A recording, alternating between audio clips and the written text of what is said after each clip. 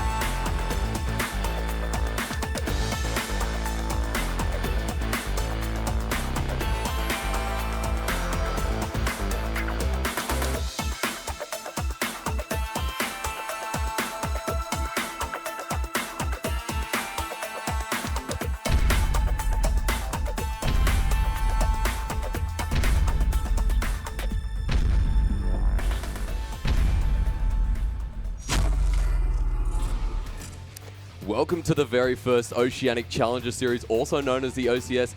My name is Jake Hysterics Aussie Penko, and with me here today is Zach Rusty Pie. Zach, I'm so excited for today's game. Me too, man. I can't wait to get into these games. We've got 2 games coming up, I believe. It's 2 best of 3s who are competing today. We got Sin Gaming, of course, going against Equalizer as our first game. It's going to be such a contest there. Yeah, I cannot wait for that game to start. We've got the first and 8 seed. It's going to be a massive match. Yeah, and of course, coming up as well, we have Krispy Kreme Crew going against Absolute. That in itself is going to be a huge one as well. Yeah, definitely. They're very close teams, and I cannot wait to see how they perform against each other. Yeah, and remember, it is a single elimination tournament for you there. The best of 3. So the first 2 games to win there are going to take it out. That's right. First the 2 wins will take it out, and they'll be the ones progressing because it is a single elim after all. And of course, it's going to be a huge night. So make sure you do stick around. We're going to have fun tonight, Rusty. I can feel it in our bones. I certainly hope we do, but I can't see us not. And of course, let's go and have a look at the schedule now once more, just to have a little look and see what we're looking at for the week to come on the Wednesday as well. Just to tell you, coming up, Rusty, what have we got going on there? Well, on the Wednesday, we've got BPO against Rebellion, I believe it is. And after that, we have CE and BNG. Yeah, it's going to be a great lineup. So let's go into the first game of tonight. What do you think? Sin Gaming versus Equalizer. Who's got it? Well, Sin have been known to be a lot of ex-professional players, now substitute players. There are a lot of amazingly skilled solo queue players in their own rights, and they have a lot of experience behind them. New as a team, of course, but definitely experienced and could well take this tournament. Yeah, we had a talk about this before. A new team coming out there against an old team with not unknown players with that Equalizer, and Sin Gaming coming in there with that experienced players there.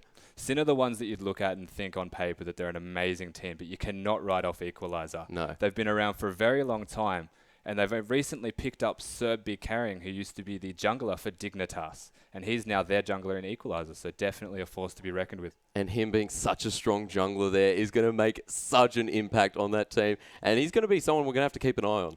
Definitely someone we should be keeping an eye on. He is the hot spot of that team right there, and I cannot wait to see what he does. Yeah, and Sin Gaming, I believe they do have a strong game there, so as soon as we keep an eye on them and as soon as the game starts there, we can definitely understand better how they play and what little logistics are coming in there, especially with this new patch. We are moving into 5.5 there, and a lot of lanes coming out there that maybe you wouldn't see in other times. There might be a few things you wouldn't expect coming out with the new patch. We're yet to get a whole lot of vision on what's actually happening in patch 5.5 in regards to competitive play, so I cannot wait to see what actually comes out in this game that we may not have expected. And of course, Luden's Echo coming into that 5.5 as well, that huge AP item replacing the Deathfire Grasp. Who is that who can really utilize that item? Well, it's an amazing item. It can do so much, and it's very versatile as we see them coming into Champ Select now. Yeah, finally, as we move into Champion Select now, we will see an intense game between Sin and Equalizer there. Sin, of course, banning Graves as the first one there, and a Lysandra ban as well to finish off with, the third ban being Aurelia. Yeah, they certainly know what they want to ban coming out here. They look to be targeted bans. Graves not a very common champion to ban, and we see picking that against Equalizer, they definitely must have a Graves player. Yeah, of course, as we now see the 4th ban being hovered over there, and it is Callista to finish off. Yeah, Callista, extremely strong champion in the right hands, and it's interesting to note that's 2 AD carry bans coming out, and it starts to limit the possibilities of what they can pick. Yeah, of course, AD carries being that really huge point in that 5.4, that 5.5 patch as well, as we see Zed the Assassin getting taken out as well. Yeah, Zed definitely another targeted ban. It must be a very scary champion if they're target banning this Zed away. I'm yet to see them on Zed, but I cannot wait. Yeah, as we see Rek'Sai, the final ban, the 6th ban there, the 3rd ban for Equalizer, sorry. And it's going to be a bit of a versatile jungle then. Yeah, Rek'Sai being banned away is a very smart ban. He does so much in the jungle, and it really limits. It does leave open, say, a Jarvan as another jungler, and maybe a Nidalee, but we'll see what they actually pick. Right now, they're hovering a Morgana. Well, Morgana getting hovered there, though, as the first pick. Would be interesting. We're seeing her very dangerous in that bottom lane recently. She has been quite the favourable pick there for 5.3, 5.4, the lead up to this patch. Yeah, Morgana's a very good flex champion, so she can be picked in multiple roles. We've seen her mid, we've seen her top, and we have seen her support. So being able to first pick that champion, it doesn't reveal what you want to do but it's still a strong champion to pick. So a very smart decision from Sin Gaming here to pick that up. Yeah, as the timer goes down, and there is Morgana the pick, of course. Now we've got the first two from Equalizer. Maybe to counter that first pick, of course, being the vulnerable pick for any team. Yeah, potentially. You might see a champion such as Lulu coming out as another really good flex pick option, and maybe a jungler, because you want to get that strong jungler out of the way as soon as possible. But it is Jarvan who, it might seem, gets locked in there with Jinx. Jinx being in the bottom lane against that Morgana. A lot of flexibility there. Yeah, Jinx pick's very interesting. Picking it first kind of tells you what they want to do as a team. And it looks to me as though EQ are looking to scale into the late game so that Jinx becomes extremely relevant and have a big impact in the game. Yeah, as we see the confident pick there from Kennen and Vi. Vi in the jungle against that Jarvan. If we see that happening there, how's it going to go? Vi against Jarvan, both extremely strong champions in their own right. The only major difference is that Jarvan provides a lot of AoE damage, and it could very good with a wombo combo and teamfight, whereas the Vi has a lot of single target damage and can blow up one singular champion. That blow-up's going to be very scary in the late game if they can get there. Kennen also getting picked. He's a huge damage and very popular at the moment. Yeah, Kennen's seen a big rise in popularity lately. I think given the fact that a lot of other regions have been playing that Kennen, they've started to realize the power behind that champion, and given the latest change in the patch so that when you're ulted, everything inside gets hit by the W, amazingly strong change. Yeah, Kennen a force to be reckoned with. As we see the clock coming down there, there's a Rumble being hovered there. If they do lock that in, and my thoughts were right, they did lock in Rumble, as well as it looks like the Janna there. Yeah, Rumble in the top lane. It's could be a pick against the Morgana. If they are assuming that the Morgana is top, it's a very strong lane for both champions. It's very passive. It gets a lot of farm out of it. The mid game starts to be very relevant. Teleport ganks, whatnot.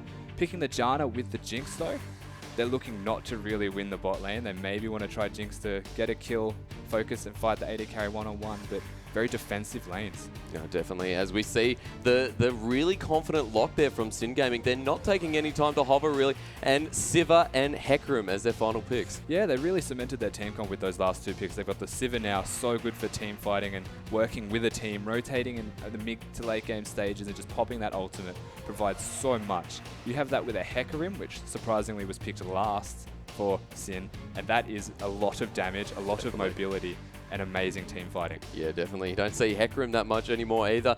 And we see the Ahri finally getting hovered there to finish off their team comp. If they do finish off Ahri, be an interesting mid lane there. Well, yeah, they are waiting on their mid lane pick. Ahri, definitely a strong mid laner, can do so much for a team. More of an assassin, which is not a bad pick considering the rest of team comp from EQ right now. They have a lot of team fight ability. They have a lot of wombo, and they can work really well together and synergize. Having that Ahri, maybe even the Ori, amazing assassin. Ahri, amazing team fighting. You can tell they're really going towards that team fighting. Yeah, definitely. As Ori finally gets locked in there as well for looks like the mid lane. That's the final pick there, and an interesting team comp for both sides. Yeah, definitely interesting team comps across the board. I don't know which one I like better though, to be perfectly honest with you. They both do different things and they both fill different roles. I would say Sin Gaming may be a lot more relevant throughout the entire game. Orianna needs to get a little bit of a spike in items to be much more relevant than the Kennen, whereas Jinx needs to be a bit of a spike as well to be much more relevant than the Sivir. So I feel as though Sin are relevant all game. EQ have periods where they spike. Yeah, the spiking is going to be so huge. I love how you reference the fact that their team fight capabilities, they're going to destroy it out of the park. And whatever team, I believe, could position well, and with that Orianna as well, then the team fight's just going to explode. Well, yeah, it could go two ways. You could have the team fight that goes in EQ's favor. They could get the initiation of the dream team fight for them. They've got a Jarvan Orianna. They've got a Rumble ult to put on top of all of that. And then they've got the Jinx just pelting away at the back with the Janna protecting. Now, if that goes to plan, I don't see a way where they can actually out-team fight Sin Gaming can't actually out-team fight Equalizer. Yeah, no, and let's have a little bit more focus in that top lane. What are we going to see out of those two? Well, between those two, it's fairly... there's going to be a lot of trading. You'll probably see the Hecarim win lane early. He has a lot of lane pressure. He's very hard to actually beat in the lane, especially as Rumble. Very passive, farming-oriented kind of champion. You don't really get to the early game strength that a Hecarim does. And he'll probably just get bullied and pushed out. You'll maybe see him look to get a first item, have some relevance in terms of scaling, and then try and take a fight on. But it's still really hard to do against the Hecarim. Yeah, and I'm surprised actually that we're not seeing the usual matchup in that top lane, normally being Sion. He's not there this game. Yeah, and he wasn't banned either, was he? No, he wasn't. Yeah, that's interesting. Sion's an extremely strong champion, and he has so many uses. He's just a brick wall. And to not have him in the team comp, they definitely have another plan.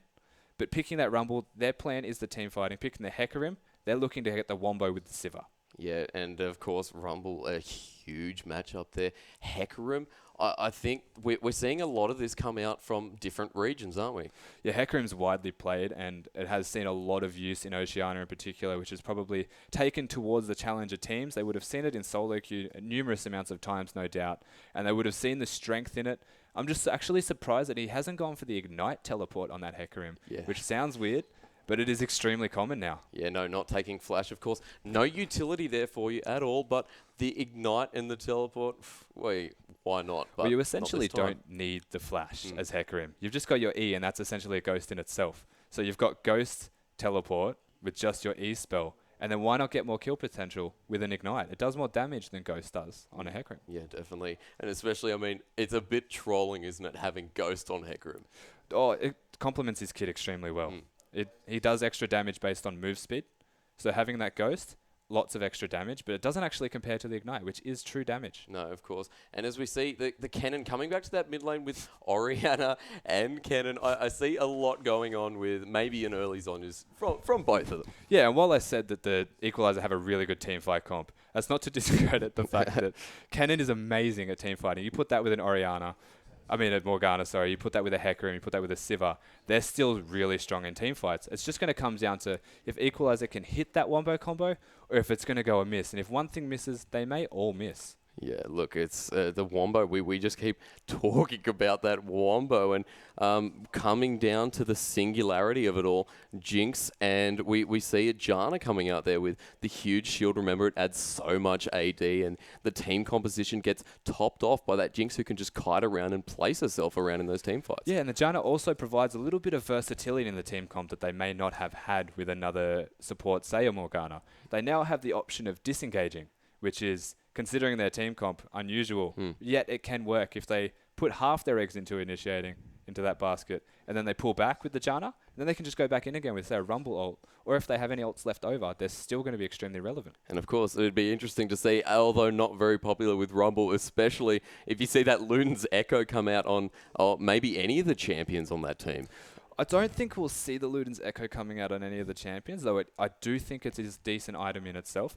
It's just not really experimented with enough yet, I wouldn't feel. And hey, maybe they have experimented with that item and decided that it is strong and they may want to use it. Yeah, just like an AP static shiv. Well, soon when we do get into the game, I'm getting pretty excited here. I want to see that Jinx play. I want to see the Janna and Jinx down bottom. I want to see the Sivir and Morgana react to it as well. And Sivir, with that black shield, might actually be able to make a couple of plays happen.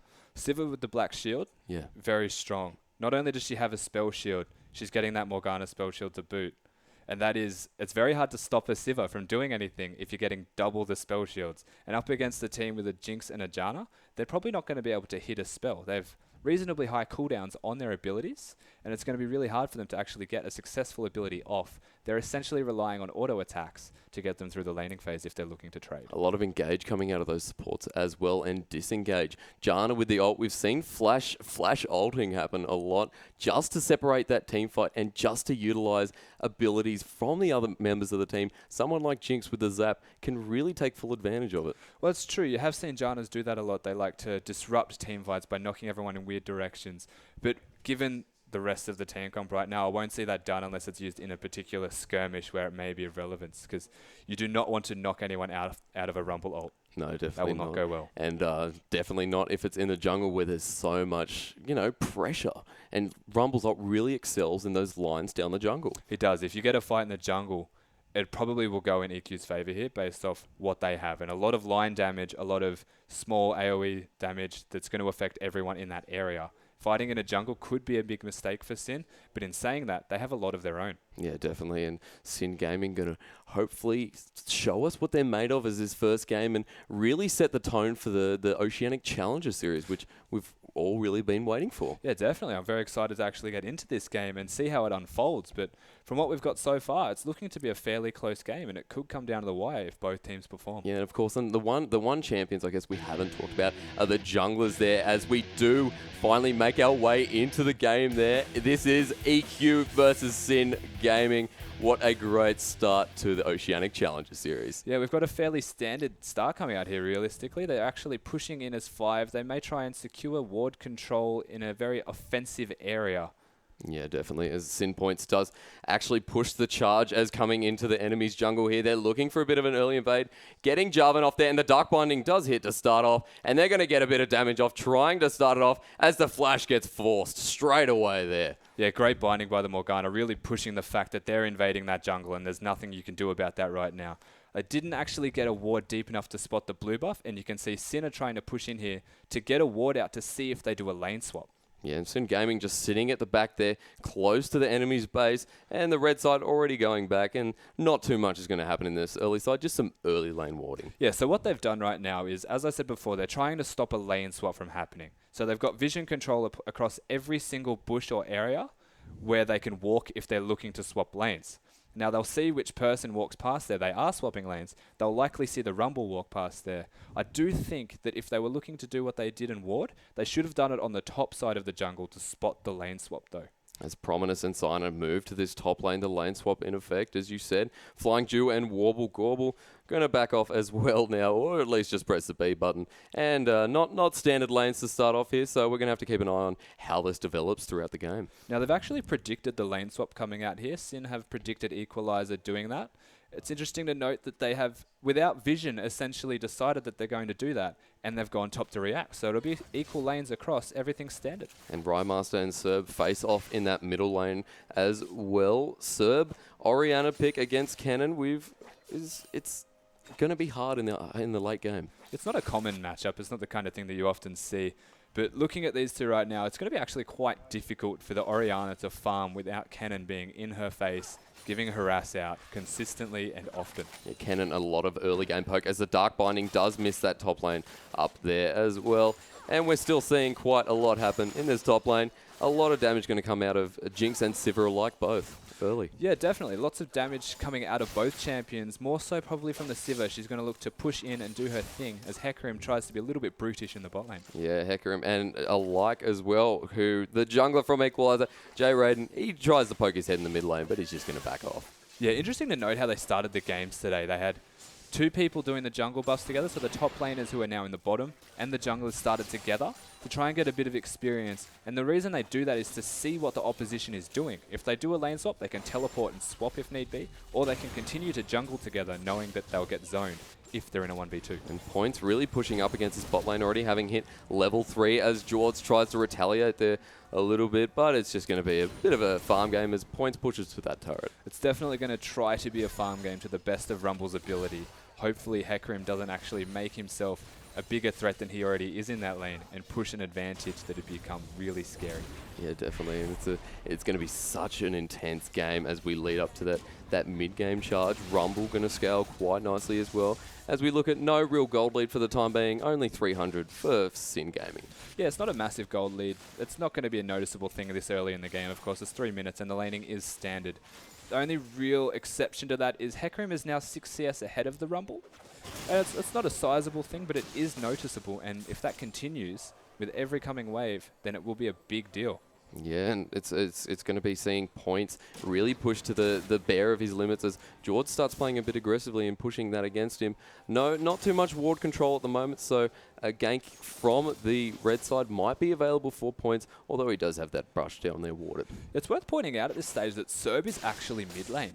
I assumed he would be the jungler due to his previous experience in the jungle, but he's actually mid laning as Orianna right now, so that was a big surprise to me that I didn't actually notice. Yeah, so we're going to see his mid-game capabilities come out in this one. So whether he's a strong enough mid lane to verse Rymaster, we'll just have to keep an eye on there. As Juves looks for the Q there from Vi, but Jay Redden's just going to EQ combo, get out of there. And Hecarim getting extremely low in the bot lane with a trade with Rumble. Surprising given the matchup and how it's been going so far. And the Rumble hasn't actually recalled, so that's very weird. No, Points just getting the most out of his experience and CS there as well.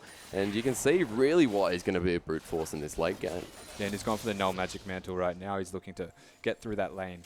Yeah, and we see Kennen as well in that mid lane, who's also got a CS advantage, kind of equalising the Hecarim and Rumble from before. But Hecarim's now brought that back as well, so standard farm for the time being, but small leads being taken. Yeah, not a whole lot happening at the current moment. It's all just laning phase, and there's no real exciting moments from the junglers either, as a blind does connect. Well, as Jubes just tries to get that dragon as well, but up in the top lane, Morgana playing a bit cheeky there and trying to land some binds, but the blue team gets the first dragon. And that's very cheeky of Jubes to do such a thing. Being Vi, very easy to take a dragon that early and unexpectedly.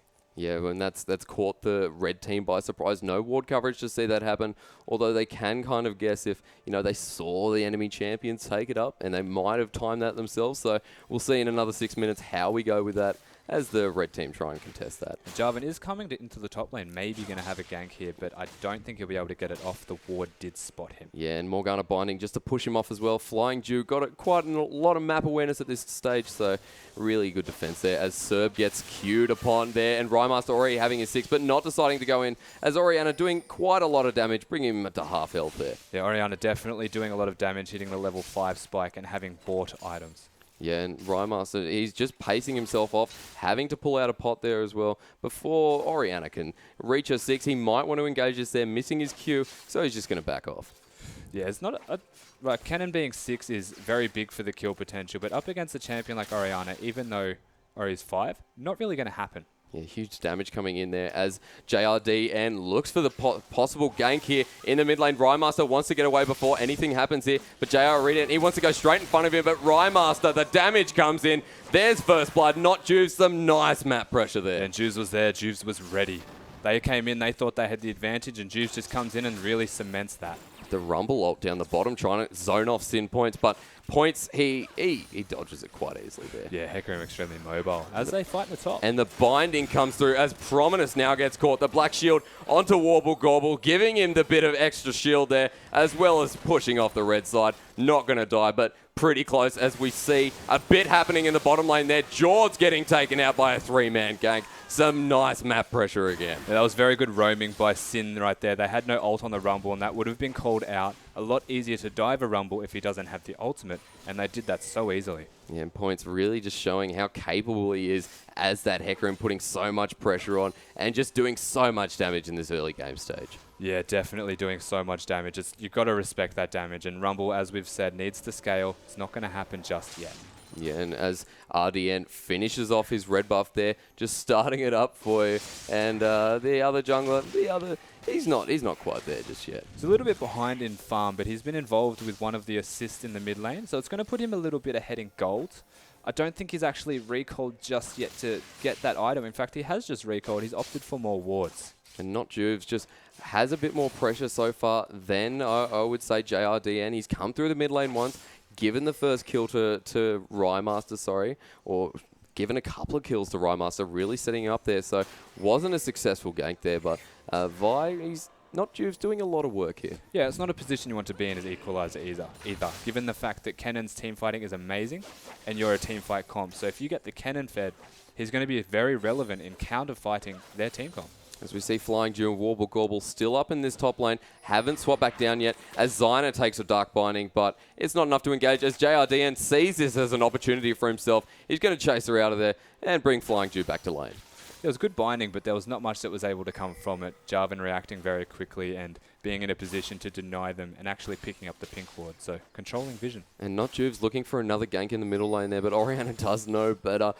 Serb not going to go too far forward as Rymaster looks for engage here as well. Playing a bit ballsy with Serb and trading off quite nicely, but nothing much. Now, Kennen has realized that he is ahead right now and he can push that advantage as freely as he likes. Orianna having not finished an item really puts Kennen in a lovely position to be able to capitalize. And Not Juves wanting to bully this mid lane for the initial mistake there as JRDN face checks the bush and fives Not Juves there. Now they're trading off as Rymaster decides to come in, and Not Juves and Rymaster, some nice combinations there. And they're really cementing how far ahead this Kennen is getting. It's unfortunate that the Jarvan happened to face check Vi right there, but it worked out really well for Sin and was really well rotated on by Rymeister, who is controlling the mid lane. And look at this rotation coming back down to bottom. And Jords is trying to go B here, but it might not be the best time as Sin Points starts taking the damage from the turret and the flash comes out as well. The points gets taken down there, and Jord's getting a kill on him. Rymaster, he's just got 4 kills already. That was actually really well played by the Rumble. You have to give him some credit right there as we zoom in on the dead Hecarim, who made a small mistake in that fight. He pushed with the ult, tried to dive the Rumble, but they couldn't actually get him because he was hiding behind the turret so effectively that everything was very hard to execute. Yeah, and Points really just taking so much aggro from that turret, and I feel like he could have maybe disengaged or flashed away from that before he died from that last turret hit, enabling Vi to come in a bit stronger, and I think they'd still get the kill. I believe he actually did flash, but he died to minions at a guess, unless Rumble had an ult that was out of our vision. Oh yeah, well, either the way he still died, and that's still going to be a kill to Jords, which is going to help him in that laning phase there, already picking up the Seeker's Armor Guard. It's definitely going to help him. Hecarim not having a kill, it's going to equalize the top lane a bit at the moment, and it's going to help that Rumble scale a little bit better. Yeah, as Rymaster just picking up more farm, and the vision control over Dragon coming up in 28 seconds now. We're going to see a bit more vision control from the red side, trying to get themselves maybe their first Dragon. Yeah, they know that it's coming up very soon. 17 seconds, I believe that is.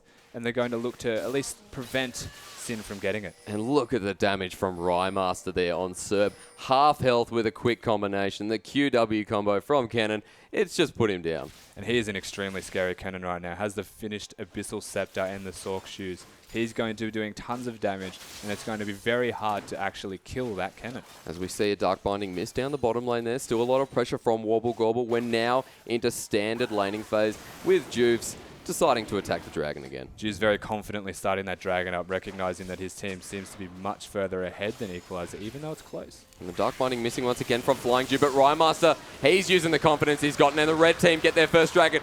But at what cost with the Cataclysm getting not Juve, zoning him off a bit, and now the Orianna ult comes in as the Vi ult breaker comes straight on Serp, trying to get out. The Ignite does go off, but Cannon getting another 2 kills to the list as he does chase Zyna down that line there, missing the Q, but Zyna's still trying to get out, and it looks like he'll survive. 2 kills adding to the list for Cannon.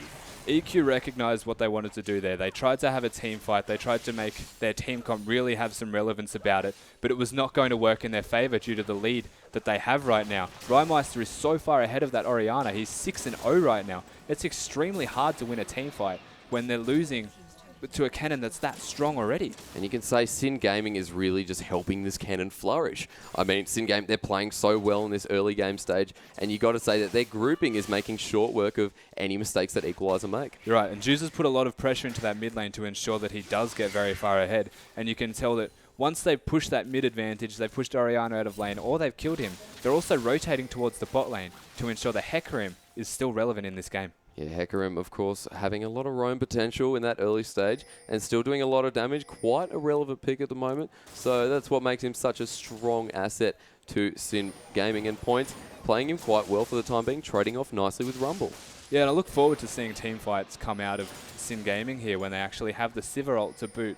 The Hecarim is scary enough as it is. The Cannon is scary enough as it is. But with that Lightning Rush and Speed Boost, couple that with a Sivir ult, I am quite frightened for what it could do to Equalizer here. Yeah, and looks like everyone's sort of positioning out of the way of Rymaster here. If he does get involved in another fight, he is carrying the team's kills on his back for the time being. He's got 6 out of the 7 kills. A lot of kill successes there. Yeah, and if you were Equalizer right now, you'd be looking to try and win team fights where you don't have to be near Rymeister. But that's going to be so hard to do. They need to find a situation where they can either pick him off at the start so that he's not in the next team fight, or just try and push him out, or just not fight when he's there. It's going to be really difficult. Yeah, and someone like Warble Gorble sitting in that back line there with the BF sword and the pickaxe is also going to be a threat. Although we do see Prominence also picking up the same build there, but Warble Gorble just got a bit of extra farm. That's exactly right, and we've just harped on about how fed the Cannon is, but that Sivir is still definitely extremely relevant. Not only is it relevant for team fights, but does so much damage in its own right. The middle lane warded, keeping off Not Juves, who's had a lot of pressure in this middle lane, really struggling to get anywhere. Orianna at the moment does have 1 kill, but the farm is lacking a little bit, as you can see by the Cannon's pressure, as we do see a lot of pressure in that mid lane. Yeah, there's always going to be a lot of pressure given the difference right now in just raw items from kills. The farm, it's 20 CS down, so it's a noticeable amount, but given the fact that Cannon is 6-0, it's still a respectable amount of CS. Yeah, and he's just adding to that farm with the Scuttle Crab there, keeping a lot of vision control, down in that bottom lane river as he just picks up a few more CS. As we see Arden, he decides to go in with the Cataclysm, but Hecarim forced to ult out of that one. Yeah, you're never really going to kill the Hecarim with the Cataclysm if he has ult or flash available. You'd need the Rumble to fight with him first, get him low enough that it does so much damage.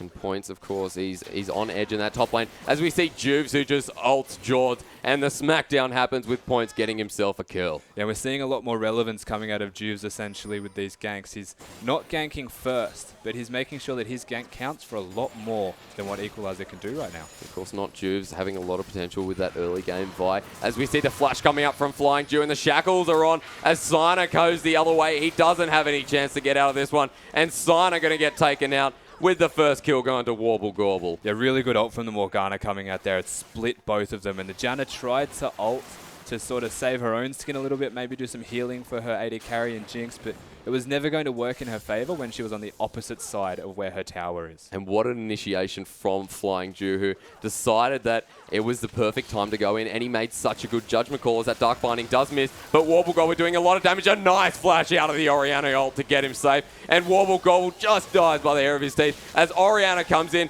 but Rymaster with that damage, it's godlike. He does so much damage right now. You could see that combo pretty much instantly killing the Orianna. Orianna roamed extremely well, to be fair. She did her job. She got a kill. Really unfortunate that the Jinx died. She stopped to ult as Sivir turned around and auto-attack, so very unfortunate. But, hey, they made a trade out of it. That's definitely a start. And Rymaster, of course, he just pops his head in, and that's all he needs. That's all he needs to add to the lane. And with that burst potential, you got to be thinking maybe it's time we take out Rymaster and got to start positioning better. Well, maybe that's all that he has to do at this stage. He's just so far ahead that he only really needs to poke his head. He's finished Azonia's now, so by poking his head, he's going to be in the middle of all of them and being such a big threat. Already with 2 items and his Sorcerer Shoes as well. Scaling quite nicely as Not Juves waits once again in this bush. It looks like something's brewing up in the middle lane. As Jay Redden, he just takes his blue. And might be interrupted here as Flying Dew, he looks for a bit of potential in this jungle. They're starting to push their way into the enemy jungle. They're trying to really cement the fact that they are ahead. They know Dragon's up in 30 seconds, and they're not going to give Equalizer a chance to fight for it without copping a Morgana binding or a Vi initiation. Yeah, no, and especially since Dragon's coming up soon, we do see the positioning coming out of Sin, and maybe to get their second Dragon there. Yeah, I feel like this Dragon may go uncontested, though if I was Equalizer, I would be putting a lot of priority around trying to fight for the Dragon, and not because they need the Dragon desperately, because their team comp would work so well at fighting around an objective. If Sin put a lot of their focus towards hitting the Dragon, they could hit a Wombo very easily in the Dragon pit. And Not Juice has always been really encouraged about getting this Dragon, and even soloing it a couple of times, only losing it to a steal last time, as we see the blue team getting their second Dragon there. You can tell Sin are definitely prioritizing Dragon, and they want to close out this game by having 5 Dragons, if not by killing the enemy first. So we'll see how they actually translate these Dragons into pushing objectives. We see the Infinity Edge coming out from Jinx there, as well as Sivir, who's already actually started working her way into the Zeal, whether it be the Phantom Dancer or the Static Shiv coming out. We see a bit of a siege, early siege from Sin Gaming with all this pressure coming to the mid lane. I don't feel like there's a whole lot that Equalizer can do besides maybe catch them being a little bit overexcited and trying to push an objective. They may try and push back the wave right now. We can see that they're all here, they're all grouped, and they know what they want to do.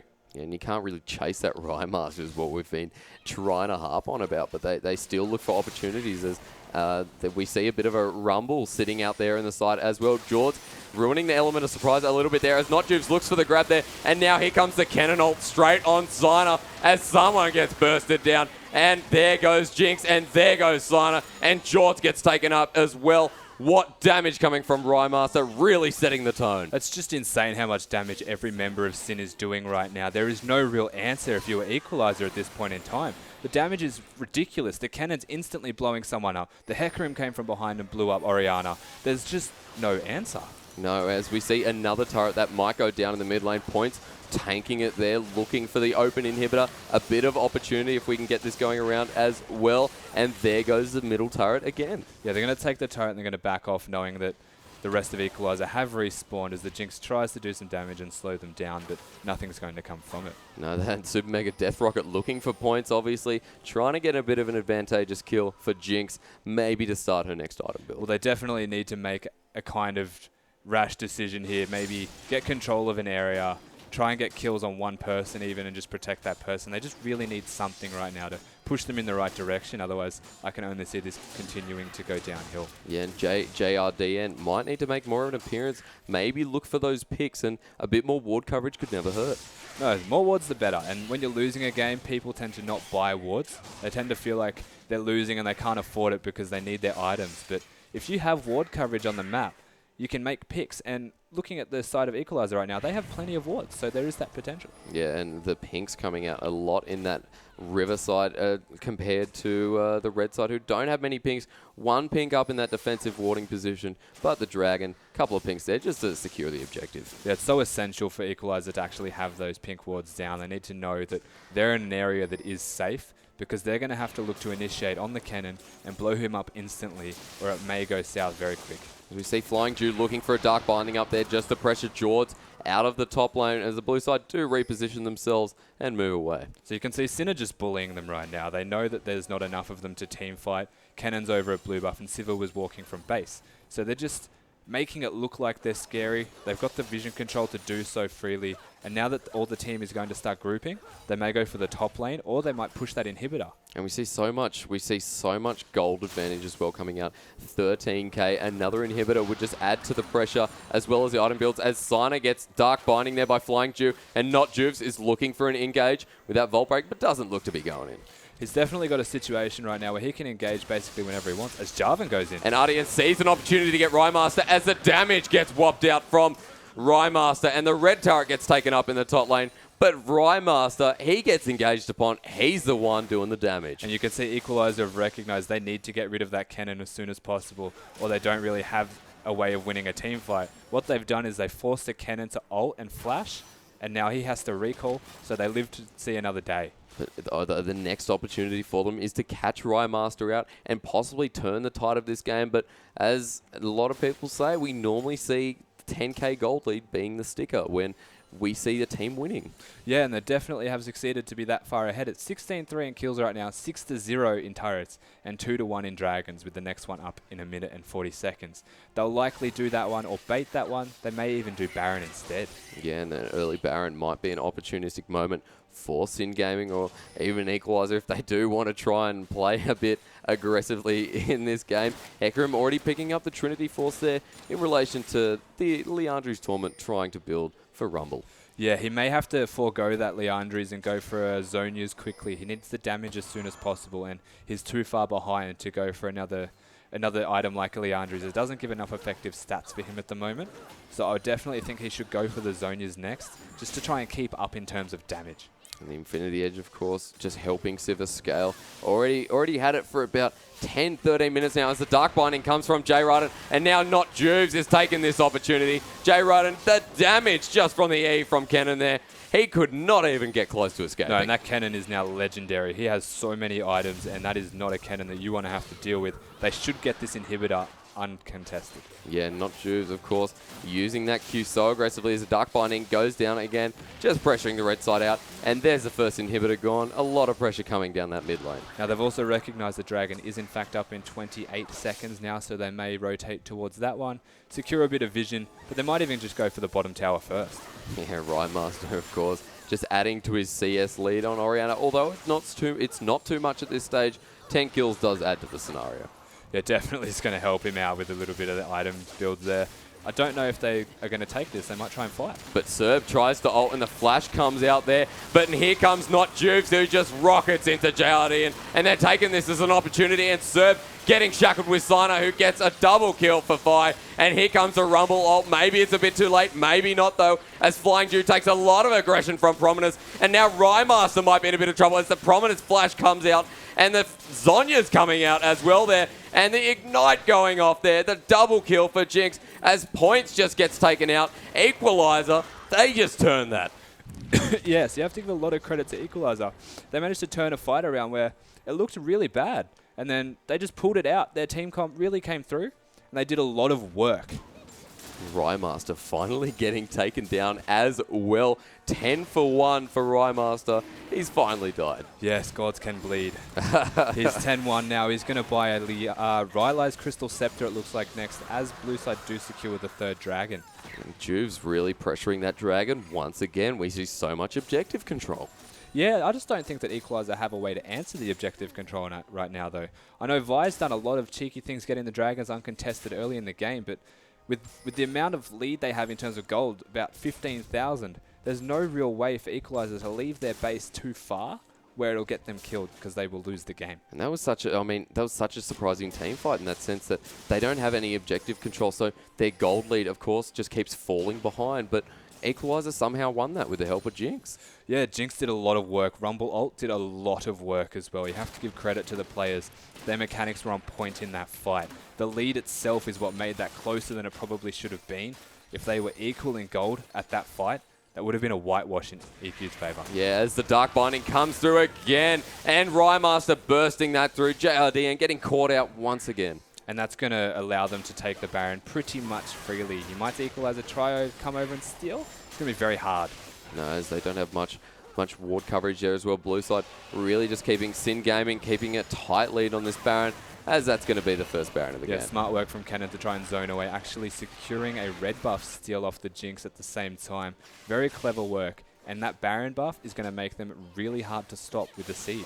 And Rymaster, of course, pushing down that middle lane again. Not much Orianna can do. He's struggling just a little bit, but at least Rymaster, we know we can kill him. Yeah, they know that he can die now, but it's just going to be very difficult to do so. He has his flash available, not the ult though, so that will hurt. Yeah, as JRD once again gets hit by that Dark Binding. Whoa, where did the health go? JRDN once again getting bursted. Just an unlucky streak there as Jinx tries to pull it off with a bit of a zap. But now the top lane's inhibitors down as well. And they may try to end here. They have an advantage. They've got numbers.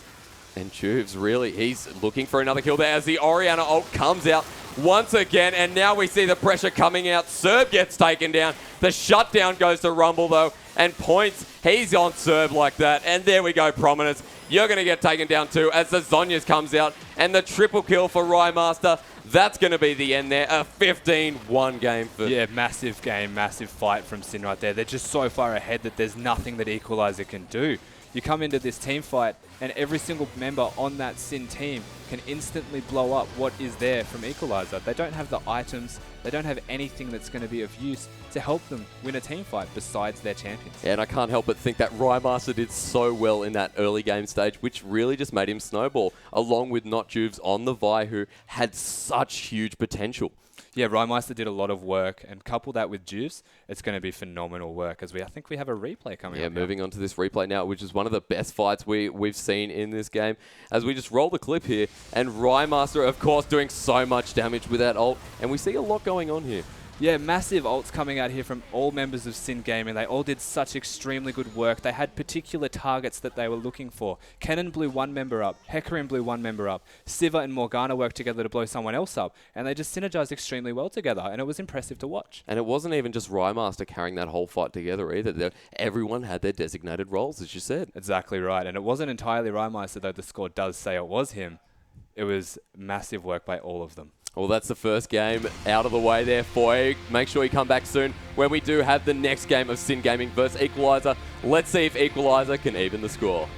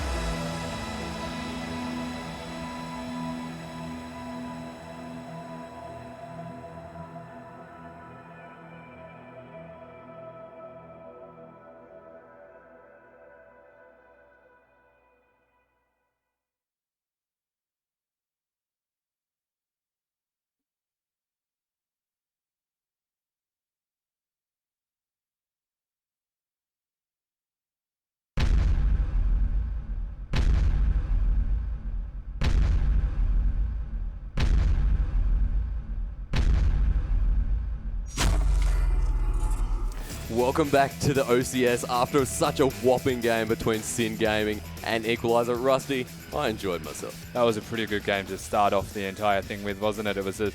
Turned out to be a little bit of a whitewash in the end, but there was a lot of good things coming out of Equalizer, and they do show a lot of promise. And how was Rymaster on that cannon in the mid lane? What was the final score there? It was something like 13 for 1. Oh, it was massive. He was somewhere along the lines of 13-1, 12-1, and he was just doing so much work. But you cannot discredit the rest of his team. They did a lot of work together. No, definitely not, especially when Not Juves was playing such a strong early game with that Vi, really bullying down that mid lane Orianna. She didn't get anywhere. Yeah, and I mean, you have to give a lot of credit to Juves in that. They managed to secure the fact that Orianna was behind, and then they utilized the fact that Kennen was ahead.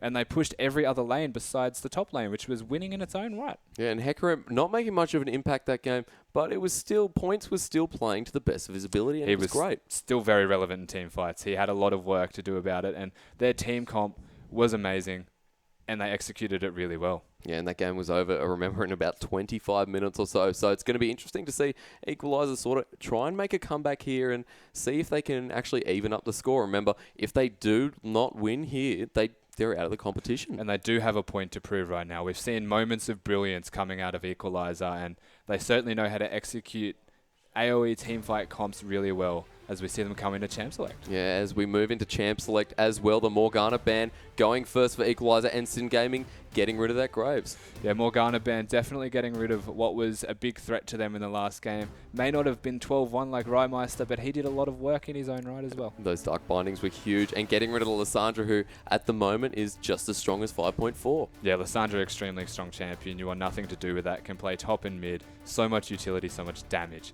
And they've also gotten rid of the Graves again, so definitely is an issue for them. And finally, Aurelia there for the fourth ban of the game. Sin Gaming getting rid of that potential to maybe get rid of points if he decides to pick maybe one of those champions that have a lot of, sorry, not tenacity, but disengage.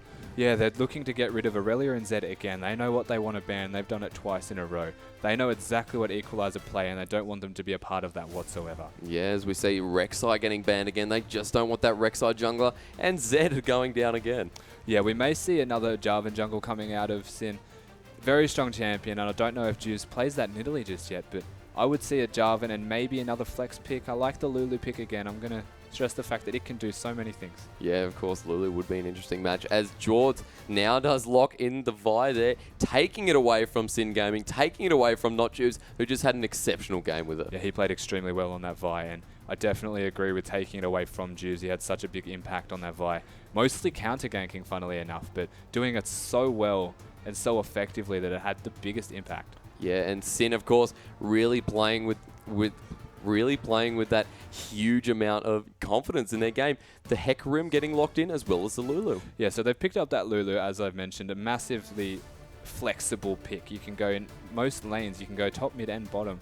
And it just provides a lot of utility to the team and allows you to wombo, especially with a Hecarim. Yeah, and Thresh and Kalista now being locked in by Equalizer. A nice team comp down the bottom there. Thresh with the Death Sentence and Kalista with the Ren combination. It's going to be a huge wombo. Yeah, Thresh provides a lot of potential for Kalista to get auto attacks off and to use that Ren to the fullest effect. You might even see the Hurricanes build coming out of this Kalista due to that. Yeah, a lot of attack speed there, of course, as we now see Annie and Siva locked in. Siva going there again. They certainly know what they want to do right now. They've got that Lulu, they've got the Hecarim, and they've got a Siva ult. And that is going to be a lot of move speed very quickly, and they're going to chase down and mow down Equalizer if it goes in their favor. Yeah, of course, last game Siva, Warble Gorble doing a lot of damage with that Siva. That backline very strong, just as strong as Rymeister in its own degree. As we do see a bit of a hover from Ari, might change the mid lane up a bit. It seems that he does play Ari and Ori, and he seems to be quite comfortable on those champions as they also hover the Sion, which I definitely agree with them picking. Yeah, after last game, you can't help but argue that they needed a stronger top laner there. Rumble being a very strong top laner, but how he scaled wasn't what I wanted to see. Yeah, and it seems to me as though they scaled so quickly, Sin Gaming, that there was not much that Equalizer could do to keep up with that. And having picked the Sion, his laning phase is a lot better. He should be able to get through that very comfortably and maybe even come out on top. Yeah, as we see, that's still getting hovered there as the Ari and Sion are locked in. The Sion in the top lane, I do believe that's a very strong combo. Definitely is. And if we have a look at the Finnish side here of Equalizer, they have a lot of single target. And that's going to be very interesting to see how they go against the team of Sin, which has a Lulu and a Sivir. It may not go well, but if they hit the right target at the right time, that person's dead. Yeah, and with that Ari charm, that's just kind of finalizing or engaging it there. That single target, you're exactly right. That's going to hurt. It is going to hurt, but that's all assuming that it does go to plan. If we see an ideal team fight come out from them, it'll be a Vi ult, followed by a Thresh hook, either or first. Kalista's just going to be pelting away, and you'll see this charm come out from Ari, and they'll be stuck for an extremely long time and take ridiculous amounts of damage. Yes, the timer does go down on Sin Gaming to pick their last pick, and the Sejuani with all confidence there. They know what they want. They know their team comp. Sejuani getting locked in there. And what I really like about the Sin team comp right now is it's relevant all game. So they've got the Lulu, who's going to be mid lane right now, extremely strong in the early to mid stages and still has a lot of utility coming into the late game. They've got the Hecarim, who scales extremely well and still has a very strong laning phase, opting for the Teleport Ignite this time as well. Oh, well, you said that last game, and that's going to be interesting to see that forward. Maybe they sensed something from us. Maybe something else happened there. But the Sejuani in the jungle, I love how that's relevant now. Sejuani has seen a bit of popularity lately. It does so much. And given that we're on patch 5.5, we might see the new Cinderhulk jungle option coming out of the Sejuani. Immovable object Sejuani, basically. Yeah, Cinderhulk being such a relevant item for those tank junglers, really just taking up a great deal of time to, it's so relevant now. Yeah, and compared to the Vi, the difference right now between the two junglers is one wants to team fight with the AoE, the other one wants to blow one person up before the team fight actually has to start, or take out a carry during the fight. Yeah, and we see Not Juves has this really aggressive playstyle that we saw in last game. If he does make an appearance in that mid lane again and get Rymaster scaling, we might see a repetition of last game. Yeah, and Juve seems to be a very proficient counter ganker, so he knows what the enemy jungler is doing at every stage of the game, and he's always there to answer that and be a threat and maybe make the jungler second think himself, can I gank this right now, or is Juve's going to be here again? Yeah, and that bottom lane as well, moving on there. We see Warble Gorble on his favorite pick, second game in a row. We see Warble Gorble on Sivir. Well, favorite pick so far, we could say, yes, definitely. Having picked the Sivir again, he knows that he is very good at working with his team.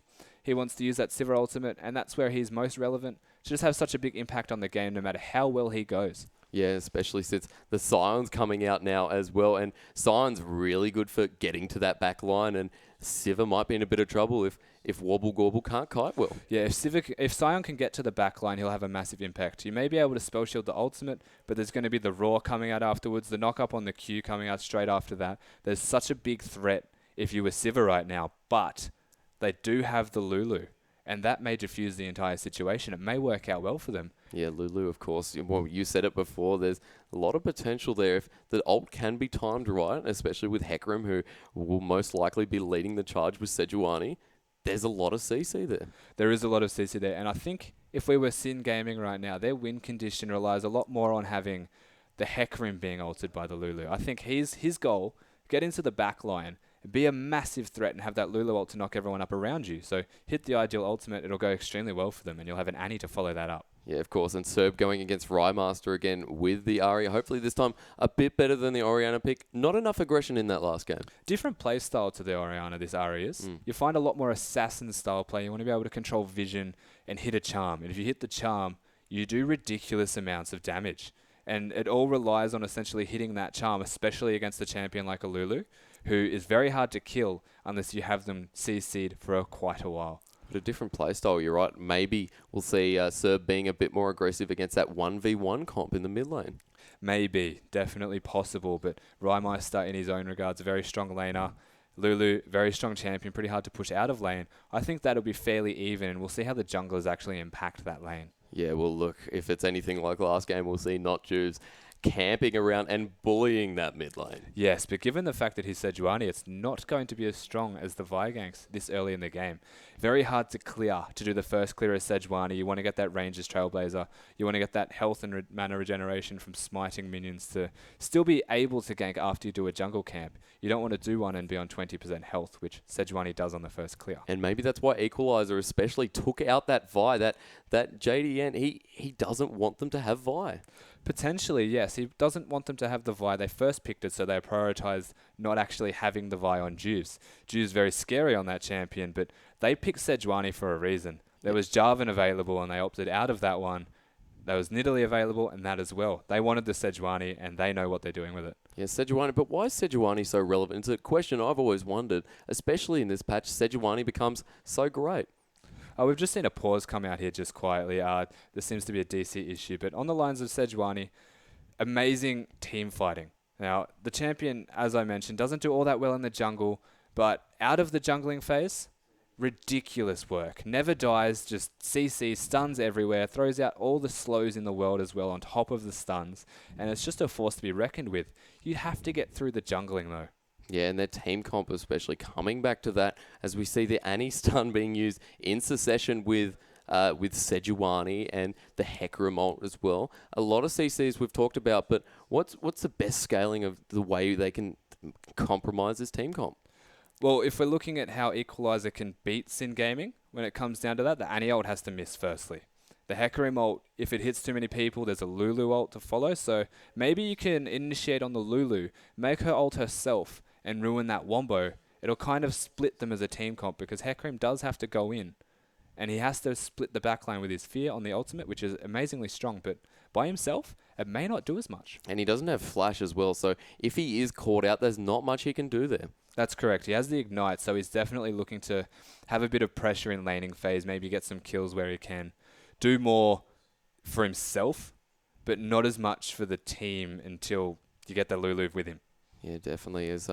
Hopefully we can see the game starting up quite soon there, and the Sejuani getting into play. I'm really excited to see NotJubes play a different jungler under than Vi, because I haven't seen a Vi that successful in a while. And it's a completely different play style, so it is interesting to see Juice on that champion opposed to the Vi. You're not looking to catch someone out, blow them up. You're looking to do the team fights, and seeing Juice, if he's successful being able to do two different styles of jungling, shows the mark of an expert jungler. And we've been talking so much about Sin Gaming just purely because of that last game and Rymaster being such a point of focus. But what do we know about Equalizer? Who are we looking for here? Well, as we said, we've seen moments of brilliance from Equalizer last game. They certainly know what they're doing, and they can certainly coordinate as a team. They've been together for a very long time, and I would not write them off just yet. They have the potential, and they have the players and the knowledge and the skill to be able to pull out a win very easily here.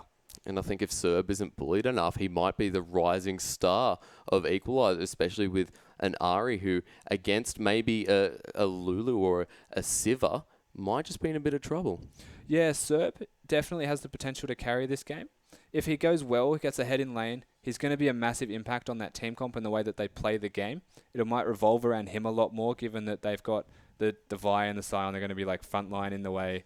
Ari's going to try and blow someone up in the meanwhile. But if he gets behind, it's going to be very hard to get through a Siva, to get through a Lulu, and to get past a Sejuani. And you said Serb.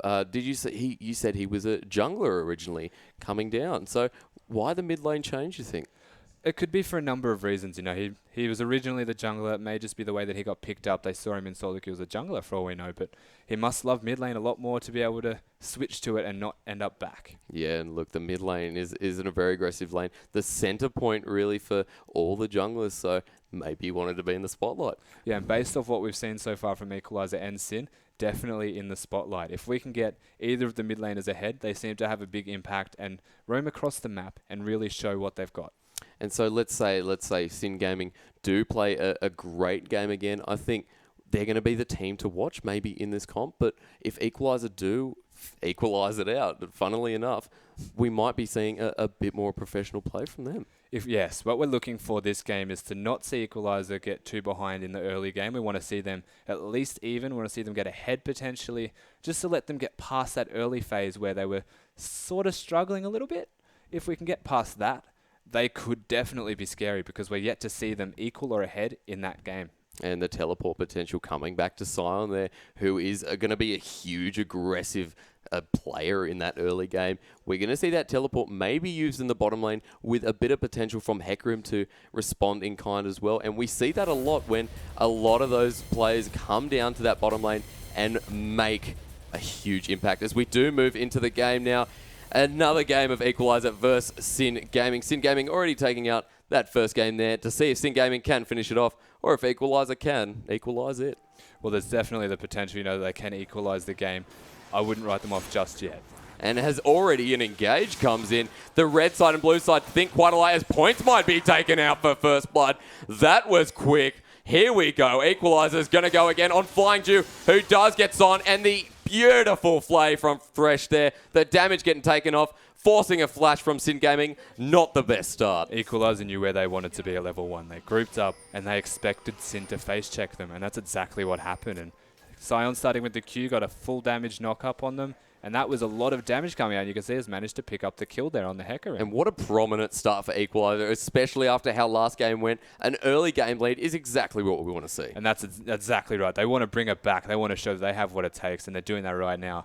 Getting that first blood's a motivation booster, and they're going to feel a lot better coming into this game. And Kalista already picking up the longsword there. Prominence really taking advantage of that first kill. A couple of assists going to Sion and Thresh there. Sion are going to use that for a couple extra pots. Yeah, and we'll see a longsword also coming out of the Kalista right now. So definitely trying to get ahead in that lane, going for the longsword, pushing the advantage she has with that kill. Yeah, and as we see the game starting off there, Rymaster as Lulu, not going to be as aggressive as that cannon, but I guess you can't do the same trick twice. No, you can't do the same trick twice. They tend to predict that one. And the Lulu mid, kind of different play style, but very similar in its own weird way, where the auto attacks are doing a lot more damage than the spells early. Yeah, and already getting to a 300, 400 gold lead there for Equalizer. Might be the start they need. Not too much there, but still a very important, as Sion does, the classic die to minions. Yeah, he's going to get that Gromp level 2, recall and teleport, or die, sorry, and teleport to lane as per usual on a Sion at the moment. The jungler's still managing to get 3 though quite easily, given the fact that they don't get a single camp. And as we see in the Oceanic League quite a lot, Sion dying to one of those camps, getting the first level 2, and you're right, the advantages actually worked quite well. Yeah, the reaction, of course, from the Hecarim here was to kind of let it build up a bit, build the wave up, and get level 2 in response. It's now going to push in for the Sion, and he's going to try and bully him out of lane as Juice. JRDN comes in the bottom as Jew now takes up prominence, but he's going to get taken out in kind as well. Both supports get a kill. They did make a trade out of it. They managed to get the kill before Vi came in, so it was very smart of them to recognize to get the kill and then try and get out as quickly as possible with only 1 living. Yeah, these Vi's in both these games just seem to be making an impact into lanes. That's a very early gank. Yeah, and it's definitely doing a lot of work right now, just having the Vi there at all. It kind of forced them into a position where they had to try and make a trade instead of just all getting out. Rymaster playing like he was last game, very aggressive with the Lulu, and Serb's just going to have to be a bit careful, otherwise going to take a lot more aggro than he should. Yeah, and Serb having started with the Charm made level 1 a little bit harder for him to get through, and Rymeister would be aware of that. He would have started with the Q and tried to really push him in, and he did just that. Well, having said that, though, Serb might have charmed the Annie early on, might have charmed Flying Jew, and gotten a really good opportunity. He could have gotten an opportunity, but unfortunately the charm was flayed away from him, so he did miss that one. Oh, and just there, unfortunately, as Juves picks up a camp there, looking to gank hopefully soon, but not as soon as JRDN. No. JRDN ganked very early and very effectively. Being the Vi, it's a lot easier than what he was last game. But Juves is farming very well.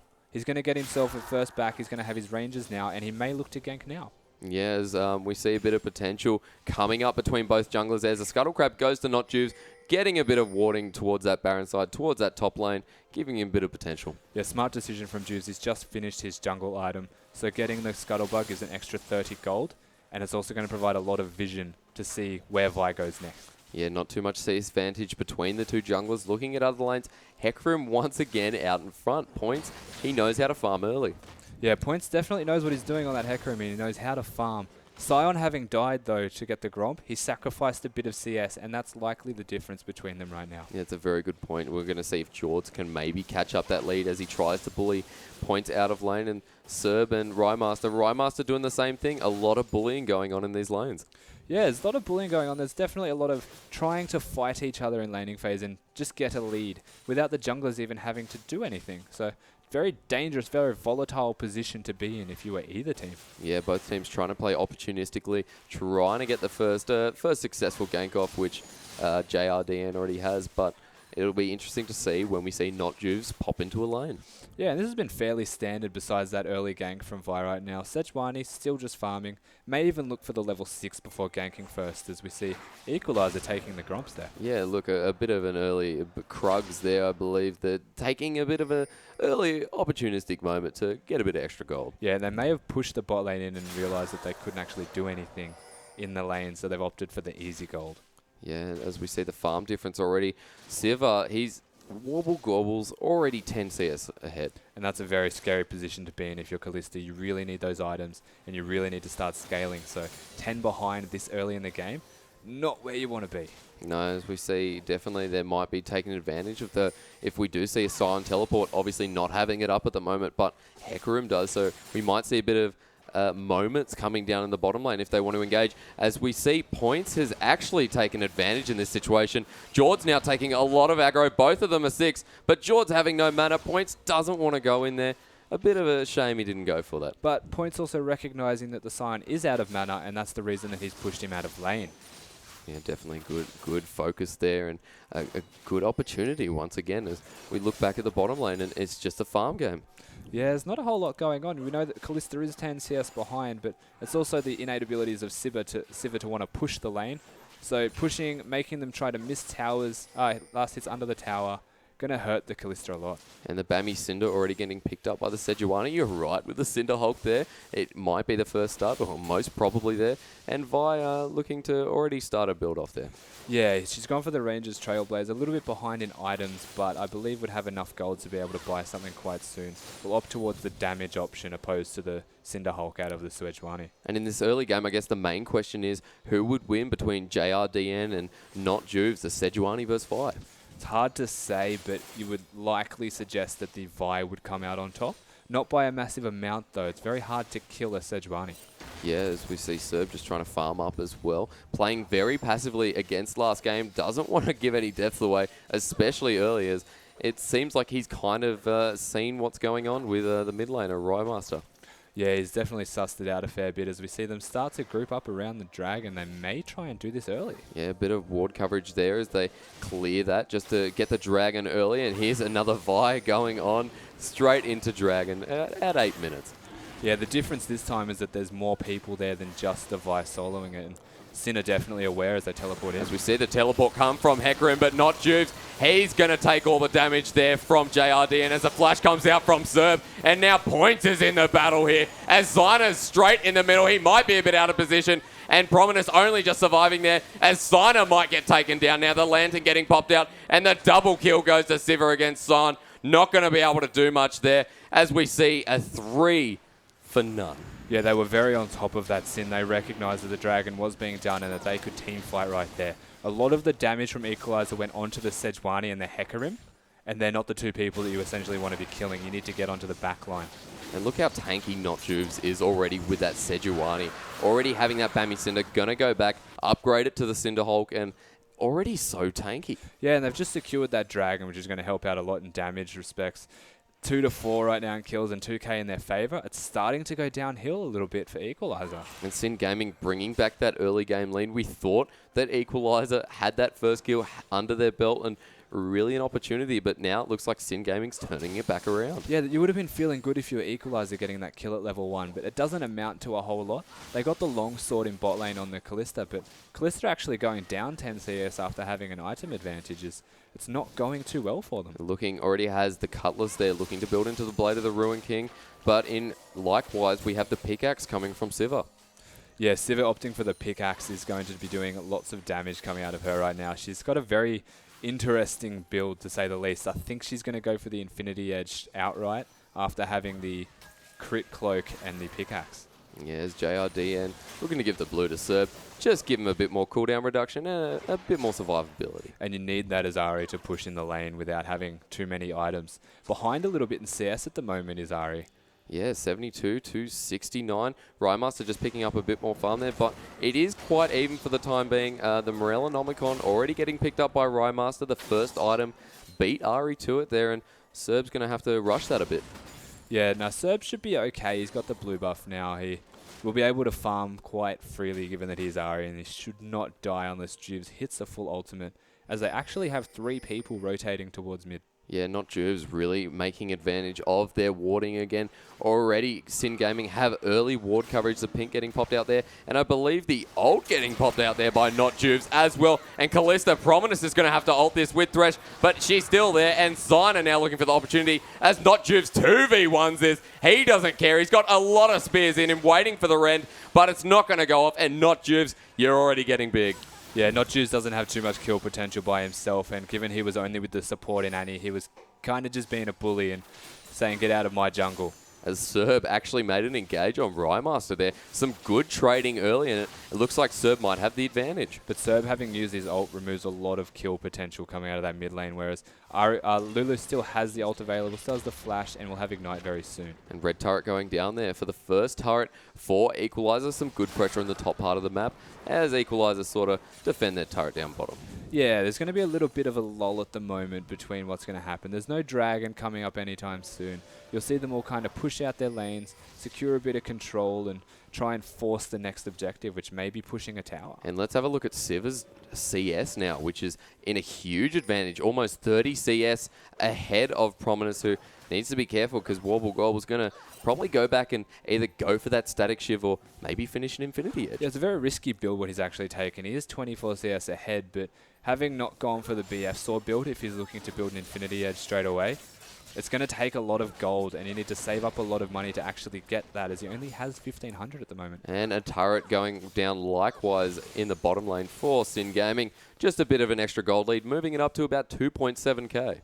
Yeah, a massive gold lead really for this early in the game, given the fact that there isn't many kills across the board. I feel like most of it's coming down to farm. You can see 30 CS ahead in the top lane, only 10 behind in the jungle. There's 10 in the mid and 30 in the AD. Yeah, look at mid lane as well. It's huge. It's actually developing quite nicely there. Rymaster once again makes another lead on that mid lane. And the red side looking, Sin Gaming looking to rotate again. Yeah, you can see the Thresh and the Callista were trying to be a bit cute there and get a hook over the wall, but Sin have smartly backed away, knowing that there's nothing to achieve in that area. It doesn't seem like Serb really wants to be that far out anymore. He is taking precautions now since last game, as we see a bit of damage going to Prominence as Not Juves and Flying Jew do engage, but he does want this, but not that much. Yeah, Annie actually initiating with the Tibbers to start that one off, having caught them out again in their own jungle. It's definitely not a position you want to be in as Equalizer. They have no control of their own red side of the jungle. And it's tank versus tank in that top lane as Points and George trade faces here, as George's taking a lot of damage. Points looks like he wants this though, or at least to get him out of that lane. It's going to be very hard to kill the Scion, but it is possible to push him out of lane. If you make him use repeated spells over and over, he's going to run out of mana very quickly. And it's a lot harder to do so as a Hecarim. Yeah, the Phage already being picked up, and the Ninja Tabby there against Sion if he wants to build any AD. As Serb pops the ult, he wants, but he misses the charm on Rymaster. The Ignite does go off, and Rymaster having to ult there, but missing that charm. That could have been the crucial point, as we see George running out of that top lane with an unstoppable onslaught. Whoa. Yeah, lots of ultimates used across the board there, but not many kills to speak of. Yeah, especially since Not Juves is positioning himself, but Serb gets Rymaster in the mid lane, turn that one around especially, and man, that was a bit unexpected. Yeah, it was a bit over-aggressive by the Lulu, a bit ambitious he actually died to the tower. Well, that's, I guess that is unexpected after all. With that CS lead, maybe now not so effective with the kills 1-for-1. Yeah, having a kill each, the CS difference, it's not a sizable amount of gold between the mid laners difference at all now. I think most of it's going to come down to the AD carries, and Sivir is big. Yeah, and Equalizer really trying to control this dragon, as we now see do a teleport coming in the mid lane, but just like that, Hecarim comes in, but does cancel it. Not to play that aggressively. Yeah, Hecarim deciding very wisely to cancel that teleport. It would have been underneath the turret with nobody to support him. And Equalizer still wants this dragon, so they're going to clear out this vision here, and hopefully we're going to see maybe the first dragon for Equalizer. Maybe, but I think we're going to see a fight first. But the Death Sentence comes out on Not Juves, and now he's a bit caught, but he wants to get out of there though. And here comes Prominence with the ult. Callista wants this as well, but both teams, look, Equalizer were looking for that, and Sin just disengaged. Equalizer actually pushing them away from the dragon, should be uncontested. And we'll see Sin try to respond with an objective instead in the mid tower. As Rymaster and Warble Gobble look for that mid turret, the blue team get the dragon. Equalizer evening up that 1-for-1 dragon. And the red side, Sin Gaming, not going to be able to get that mid Yeah, and it's turret. very important as well that they got that first dragon. It starts to scale them really well into the late game, and that's something that Equalizer really want to do. And JRDN just getting a bit of ward coverage as Equalizer return in Frank. As we see Flying Dew comes in with the Tibbers there and the flash. And now Sin Point's taking a lot of damage there from Prominence as well. And George might be in a bit of trouble, but they turn their attention to that jungle where Prominence and Serb are trying to get out. But Annie taking a lot of damage from the Prominence there. And George now trying to re-engage this as Rymaster's in a bit of a sticky position. The death sentence hits. There's the triple kill. What a fight. That was a massive anti-ultimate to initiate the fight, but there was nothing they could do to back that up. It was really out of position. Annie had to flash just to get it, and it was on the cusp of the range. EQ had the numbers, they had the positioning, and they pulled that fight off extremely well. And especially since Sin Gaming was so confident in that team fight, I thought there was going to be so much more burst potential coming through, but Equalizer turned that around so nicely. Yeah, you do get a feel that Sin are feeling very confident at the moment. They know what they're doing, and they're trying to push a lead, but if you do it like that, you do it in a situation where it's not going to work out well for you. Equalizer can turn it around, and that gold lead basically doesn't exist again. And that triple kill for Kalista for Prominence there. Blade of the Ruin King coming out, and now it looks like here comes the recurve bow for the Renan's Hurricane. It does look like it's going to be the Runan's Hurricane, and that has closed the lead that the Sivir had. Yeah, definitely. And that CS advantage might not be as much anymore as we still look at about a 50 CS lead from Sivir. You got to admit, Warble Gorble, that's quite a lot. That is a massive CS lead, and you'll see him go towards the Static Shiv very soon, I would imagine. Having just picked up the Zeal, we'll have almost enough money for that very soon, and that will be scary. Yeah, the huge proc for Static Shiv, of course, always a main concern for those team fights, hitting 100 magic damage through there. And if they're not careful, Equalizer might get bursted a little bit by Warble Gorble and that damage over time. Yeah, you just have to make sure at this stage that the Lulu tends to become more of a support-oriented mid laner as we get later into the game. You need to ensure that you get onto the Sivir or prevent the Lulu from helping to really ensure that you win that team fight. As Serb actually makes a name for himself in this mid lane. Gone but not forgotten is his ideal there. As he's doing quite well this game. Yeah, the closet hero basically is doing a lot of work, but he hasn't been recognized for it just yet. Unfortunately, fighting with mid all the time, but no kills coming out 1v1 at all. As Serb does pop the ult there, wants an engage on Rymaster, but just can't reach him. And Equalizer are positioning nicely for this fight, really playing the aggressor as Jord's ult's on top as well, and Not Juve's only just escaping. Yeah, Not Juve's just getting out there fairly comfortably, I would imagine, but Lulu's just so fast. It was very unfortunate the hook missed, and Equalizer have the positioning here. And here comes the teleport straight in that mid turret as well, disengaging Equalizer as Sin Gaming. Oh, here comes Warble Gorble down the back there. Is he going to engage? But JRD, they have that nicely watered as the flash comes in. A bit of a mistake having to plop that flash as well as the ult there. Yeah, small rotational error there from the Lulu having to change, from the Sivir having to change positions, pop the ult and flash away, scared because Equalizer had the wall control and they capitalized on that. I thought we were going to see something from Warble Gorble, maybe getting the tanks of his team, the Sejuani and the Hecarim to engage while Warble comes up from the side. Well, that could have happened. That definitely was possible, but Equalizer had the vision control, and they denied any chance of that happening with the Vi initiation. Yeah, of course, Vi being a very good aggressor at this stage in the game. As Equalizer do push for this turret, and Not Juve's getting charmed in there, taking a huge whopping amount of damage, and he's just going to have to back off. And this is Ari being very strong in a situation like this. They have a lot of pick. They've got the Thresh hook that can come out. They've got the Ari charm. They've got Sion can hit knockups left, right, and center if they get in range. And it's very hard to stop a siege if you were Sin right now. Yeah, a lot of wave clear coming from Sin Gaming though, especially with Rymaster on Lulu. A lot of damage going through and just clearing those waves. So Equalizer might be able to get this turret, but with the wave clear, we might not be seeing that as a possible reality at the moment. It certainly looks like they were going to try to get that tower, but the Thresh hook getting spell shielded by Sivir, being able to wave clear, is going to deny any possibilities of that occurring. And some nice pressure mid from Equalizer, but at the time being, they're going to go to their respective lanes and maybe just back off and buy a couple more items. Yeah, having got in a lot of damage on their Sin, they've really cemented that they are in this game and they mean business. They're going to recall, maybe get some items, get a bigger spike in their power and try something else again. Maybe mix it up. Yeah, maybe get their power spike for around this next dragon, the second dragon. A good lead to that third one where we see the movement speed, but the tower damage, of course, always good pressure. Yeah, coming into this third dragon, it's going to be a very big deal, I think, for all teams. We know that Sin like to prioritize that dragon control. They go out of their way to make sure that Equalizer cannot get that dragon. But Equalizer have had control of the map lately, so it may force a bad fight. Yeah, I'm glad to see that Equalizer are actually putting up such a great fight in this game. But Sin Gaming not even being the aggressors at the moment. Like, we're not seeing what we saw last game. Yeah, well, we've seen them try to aggress once with the Annie, and it just didn't happen to go in their favor. As she goes in now. As Flying Jew just bursts down Serb with Tibbers and stun. And now Rymaster joins the fight to finish off Sina. A nice couple of picks. Yeah, so Thresh and Ari used a lot of their kit to try and kill the Lulu, who just so tanky will not die.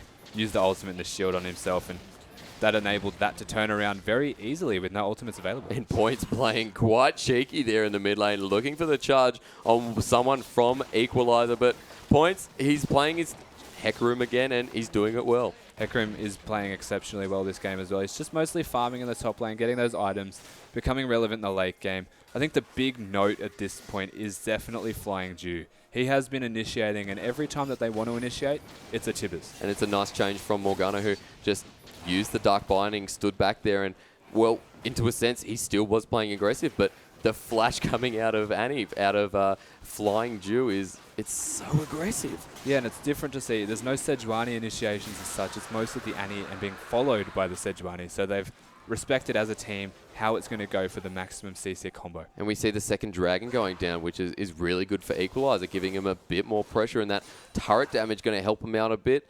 And see if they can get this this bottom turret and give them a bit of a gold advantage. Yeah, Sin definitely respecting the power that Equalizer have at the moment. They backed off the second the teleport came in, giving up the dragon freely, and there won't be much trade to speak of from that. No, as a Prominence helps push down that turret. There goes the third turret for Equalizer, another outer turret for Sin Gaming.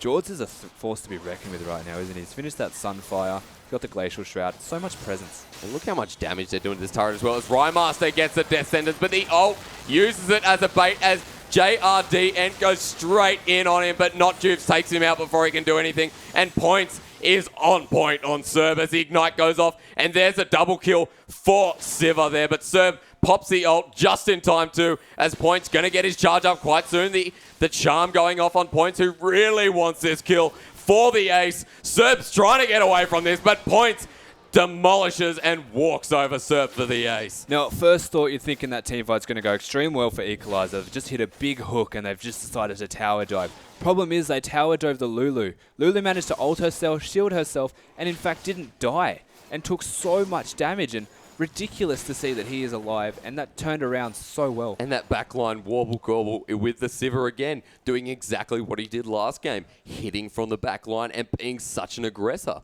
Yeah, it's one of those champions, you know, it's picked for a team comp, but if it gets ahead, Siva is unstoppable, and the fact that they're focusing the Lulu allows this Siva, who's got the Infinity Edge, Static Shiv, and Last Whisper, to pretty much be unstoppable in this game. Yeah, definitely, as we see JRDN just having a bit more ward control there in the jungle, getting rid of a couple of pinks, and Equalizer are not out just yet.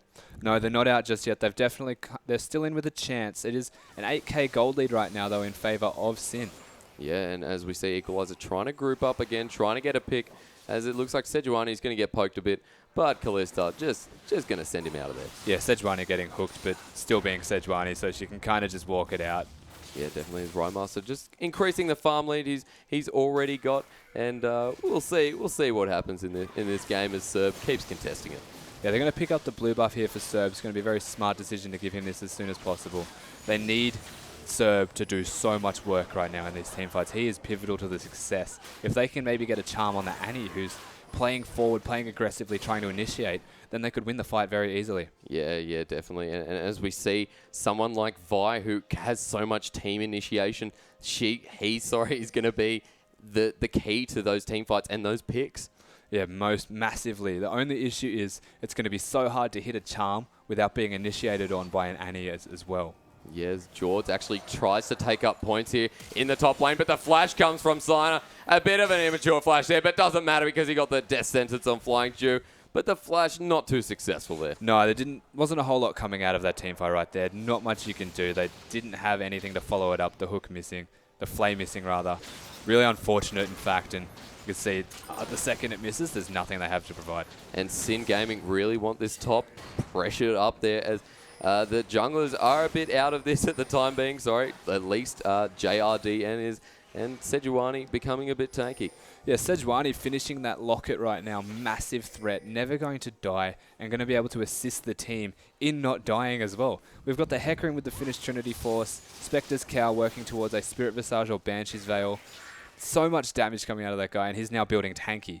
Lulu finished Death Cap. That's scary. And after we move from that team fight, that really big demolition from Sin Gaming, we see that Siva's now got the Infinity Edge, the Static Shiv fully built, and we've got a Last Whisper coming in as well. Yeah, we've got a trinity of items right now coming out of this Siva. Something extremely scary to be involved in. Like, they're going for the Lulu. Siva will get free hits, so they need to go for the Siva now, but then it brings up the threat of Lulu being able to hold her instead. As the Sin Gaming come down the bot, but a nice escape from Not Juves, who gets out by the littlest bit. Yeah, Juves is just so tanky right now. There's not a whole lot that they can do to kill Juves. The real issue right now of Equalizer is actually killing the rest of them. As Serb just disconnects there, and we see Points and Jords going in that top lane, just trading off there, and a bit of an intense top lane as we see a pause coming through there. Yes, we do see the pause come through. Fairly one-sided almost at this stage. We've seen a lot of back and forth, but at this stage, look at the gold lead. Sin is starting to take control again. Yeah, definitely. And Not Juves being a really crucial part of Sin Gaming, and that team fight, we saw so much protection coming out of him. Yeah, it's so hard to get past the Sejuani to get into the other members of Sin Gaming right now if you're Equalizer. The fact that he's just unkillable in the front line, this immovable object, it's a very scary thing to be a part of if you were Equalizer. Yeah, and Sejuani only just coming in, really a force to be reckoned with. But someone I really want to focus on is the Siva. Yeah, Siva, all right. 3 big items, 3 massive items. Hasn't even finished her boots right now. She's prioritized getting damage and as much of it as possible before even finishing her boots. She is very scary and doing so much damage and being untouched. Yeah, Warble Gorble just sitting in the back line of that team fight for Sin Gaming and shredding Equalizer. I mean, a double kill for Warble Gorble. And to finish it off, Points just runs down Serb. Yeah, exactly right. Points is just running into the backline right now. He's being a massive threat on the carries of Equalizer. They're doing all they can to get rid of him, but it's just not working too well at the moment. And couple that with the rest of the team comp that Sin have right now, their front line of Equalizer is dying very quickly, whereas the front line of Sin are not. And it's strange how Equalizer had such a good start, which is really notorious of Sin Gaming, but Sin Gaming have actually come back in this stage that's moving towards the mid-game. Yeah, Equalizer have shown massively good signs. They've shown very promising fights, lots of situations where they can come out ahead. They just have yet to translate that into a gold lead, and that's what we're looking for. And Sin Gaming being ahead quite a lot at this stage. But it is a closer game than the last one, which is something I'm more excited about if Equalizer can actually even the scores here. Yeah, but they're definitely going to be relying on their team comp again and their team fighting ability. At the moment, we've got a 90 CS lead on this Siva compared to the Kalista. And that is very scary. That's going to be a real disadvantage there. And hopefully Equalizer can actually even the scores there. And if not, they're going to be out. They're going to be eliminated. We certainly hope so. But right now, all of the kills are on the Kalista. So being 90 CS behind, not as big a deal. You're going to be just as big as the rest of Sin Gaming. The only issue is that the Siva is so far ahead that you need to kill her as soon as possible, or there is really no way for you to win a team fight. And with that Renan's Hurricane, which has been picked up or is going to be picked up as well, there's a lot of CS advantage as we see the unpause there for Points straight on the screen there. And we do look at Kalista, who has picked up the Renan's Hurricane. A lot of farming potential. And Kalista having picked up the Runans is going to do a lot for their team fighting capabilities. Her having all of the kills right now, it's essential that she continues to push that lead, and she's now going to be hitting 3 targets instead of 1. Oh, but Points in that top lane against Jords. He knew the opportunity was there, and he just took it. As Jords, he wants a bit of revenge, but he's not going to get it. No, Jords not going to be able to get any revenge there. He's currently 0-4-4 with tank items opposed to the Trinity Force and the Spectre's Cow coming out of the Hecarim right now. Very hard to 1v1. Yeah, as Rymaster starts scaling quite nicely. 2 for 2 for 6. The Rabadon's already getting picked up. A bit of scaling AP with the flat AD of Rabadon's going to give him huge damage in team fights. Yeah, and he's also very far ahead in terms of items compared to that of the Ahri. Worth noting that he hasn't finished the death cap yet, but looks to be going for that. Yeah, definitely. We'll see how that develops and coming up. And Sin once again roaming around for this bot turret as Warble Gorble comes in there. And the ult from Not Juves and the flash from both. Prominence now wants to get out of there, but he can't because Warble Gorble's doing so much damage. And now Jords is going to zone off Rymaster, who just wants to do some damage, and he still does, as Flying Jew now picks up the kill, but JRD a little bit late there, or is he, as the ult goes on Warble Gobble, who's doing so much damage there, and points getting pulled in close to Designer. Might have not been the best idea as we see the flash come out from Rymaster. Not enough damage there. This shield comes out. Another ace for Sin Gaming. Holy moly.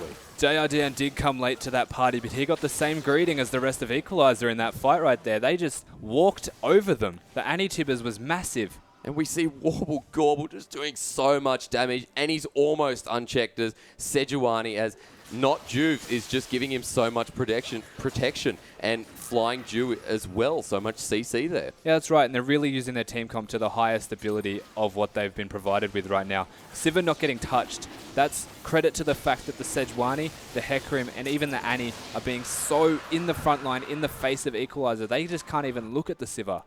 And there's so much aggression coming to that bot lane as well. The inhibitor's down now with a 13k goal lead for Sin Gaming, having picked up that second dragon, which puts them in the same running as Equalizer, looking for the third one for the movement speed. And it looks like Sin Gaming have a bit of a lead again. Yeah, and the win condition for this game is going to be less so emphasized on the dragon and more so just trying to push to end. Maybe the Baron, but mostly going to be objective based in regards to turrets, I would wager. You see points looking quite big here. He doesn't care much about Jords at the moment. He's a bit too tanky and a bit too damagey at the moment to care a bit. As we see Equalizer looking for a roam up here, looking for points, but Flying Jew there trying to protect him as he charges out of there, and some nice zoning from Flying Jew. Yeah, that's right. It was just a lot of zoning, basically. They're saying this is the line in the sand. You will not cross this line right now, and this is our jungle, so stay away, please. As Jords, he just wants a bit of farm, but Sin points, he's not going to let him have it. No, it's with Annie there's no real way for you to kind of walk up and just take farm. It's too scary. There is the threat of you dying. And Flying Jew looking for Jords, but he backs just in time in that top lane as Warble Gobble comes up as well. And now it looks like Sin Gaming, they want the Baron. Well, they did just see the Scion recall, so it's a smart decision to at least start the Baron and force the teleport to come out. It can enable a lot of rotations, as we see. Equalizer want to fight. And Baron just going down very quickly, not able to land the death sentence there, which enables Sin Gaming to get their Baron. It was a smart call to start the Baron. Scion having just recalled, as we mentioned, and the fact that bot lane is pushing in so hard. Someone needed to respond to that, or they could have lost towers. So very well done from Sin Gaming. They know what they want to do next. And what they want to do next is get another turret, which they just have there. 6 turrets to 3, furthering that gold lead of now about 15k as they look for another top turret. Yeah, and with a lead of 15,000, there's not a whole lot you can do again as Equalizer. The last chance, last-ditch effort, most likely to fight before the Baron buff minions have a massive impact on this tower. As the death sentence comes through on Not Juve, they're going to want to make a bit of a play here, otherwise there's not going to be much chance. Yeah, as I said, they're going to have to sacrifice bot lane. It's pushed out a bit. They need to go in right now. They need the Scion ultimate to come in. They need the Vi ultimate to come in. They need to kill someone as soon as possible. As RDN looks for that engage, but the blue turret, it's going down so quickly. And here comes the engage from Rymaster, who gets Scion ultimate, but it doesn't matter because the blue team are falling apart there. Scion are getting taken out, and here comes Jords. There they go. That might be the game. And that damage was ridiculous. That Vi didn't even get to ultimate. She was just stuck in the one spot and died within 2 seconds. And there's no response from the rest of the Equalizer there if one of their members is dead. And look again at the flawless game from one of the members of Sin Gaming. There's the game, 23-6 kills. What another game from Sin Gaming, putting them at 2.0. Yeah, another very impressive game from Sin Gaming, and they're showing why they were the seed one coming into this event. They are a force to be reckoned with, and I would be very scared of them if I was any other team. 8 for none on the ADC. Warble Gobble has really just made a name for himself in this game. Warble Gobble, certainly the farm king right there. Massive amounts ahead. He's over 130 CS ahead of his lane opponent in terms of farm. And that is scary in itself. And that's going to put out the other team. There we go. Equalizer is out for the rest of that. But make sure you stay tuned with us as we have another game coming up straight away. Don't go anywhere.